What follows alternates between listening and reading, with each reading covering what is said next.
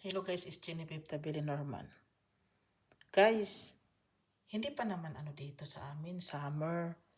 Tingnan nyo guys, tingnan nyo. Oh, doon ho, doon.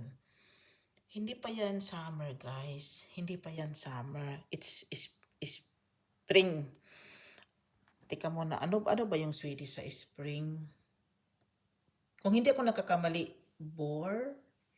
host. Kasi naguluhan ako eh.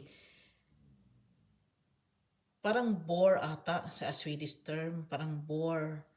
Yung host parang winter naman,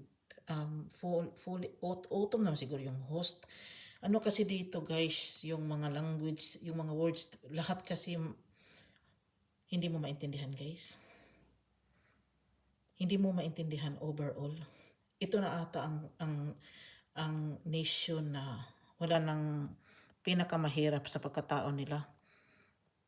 Guys, maniwala man kayo sa akin o hindi, they are the most strange people around the globe. Imagine nyo na lang ha. Nagtanim doon ang asawa ko guys. Isali ko na lang. Bago pa lang kasi niya itinanim dyan eh. Isinali-sali ko na lang yan. Pine tree. Oh. Hindi pa kasi summer. Nilagyan niya yan dyan din. Iwan ko basta. Balik tayo dito. Hindi pa kasi summer. Sa totoo lang guys, kung nabuhay ako na parang abnormal ako sa pagkaintindi nyo, hindi naman siguro kasi I interpreting only what is important, no?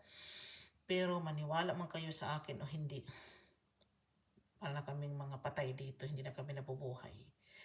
Si God na lang talaga ang, because of the grace of God, mercy of me, nabuhay pa ako guys. Andiyan naman Bulaklak Genevieve. Marami kasing ganito dito sa bansa nila. Sa bansang natural, Sweden. Isa lang naman ang Sweden, no? Tapos, composed of any kind of Swedish. Parang ganun kasi yun eh. Andito kasi kami sa outside the city of Norrköping. Wala kasi kami sa city, outside kasi kami eh. Otan 4. Nasa ano kami guys, countryside. Pulandit pala yun sa Swedish term. Pulandit is countryside. Ganun. Kung nakaintindi kayo ng term countryside, dito sa amin is countryside. Guys, dito na lang ako. Maraming salamat. Bye.